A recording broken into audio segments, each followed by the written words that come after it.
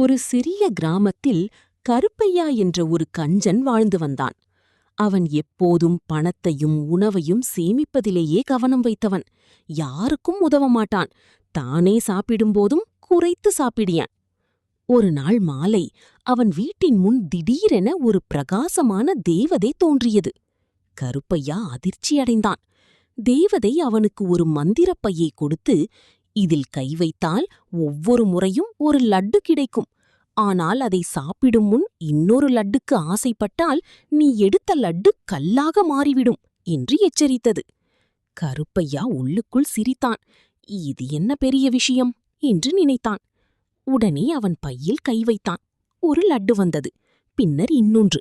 அதற்குப் பிறகு இன்னொன்று என்று தொடர்ந்து எடுத்துக்கொண்டே இருந்தான்.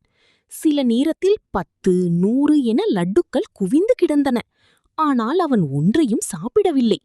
நான் உலகிலேயே பெரிய லட்டு கோட்டை கட்டிவிட்டு பிறகு சாப்பிடுவேன் என்று முடிவு செய்தான். நாள் முழுவதும் அவன் லட்டுக்களை எடுத்து குவித்து ஒரு பெரிய கோட்டையாக கட்டினான். மாலை சூரியன் மறையும் நேரத்தில் அவன் கட்டிய லட்டு கோட்டை வானத்தை தொடும் அளவுக்கு உயர்ந்தது. ஆனால் அந்த நேரத்தில் அவனுக்கு கடும் பசி வந்தது. அவன் கைகளை நடுங்கச் செய்யும் அளவுக்கு பசி எரிந்தது. இறுதியாக அவன் ஒரு லட்டை எடுத்தான். அதை சாப்பிட வாய்க்கு எடுத்தபோது திடீரென அந்த கோட்டை முழுவதும் குலுங்க ஆரம்பித்தது. அவன் அதிர்ச்சியடைந்தான்.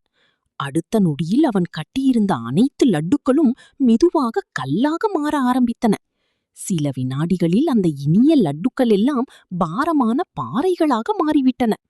திடீரென அந்த பெரிய கல்கோட்டை சரிந்து விழுந்தது. கருப்பையா பயத்தில் கத்தினான். ஆனால் தப்பிக்க முடியவில்லை. பெரிய பாறைகள் அவன் மேல் விழுந்து அவனை முழுவதும் மூடிவிட்டன.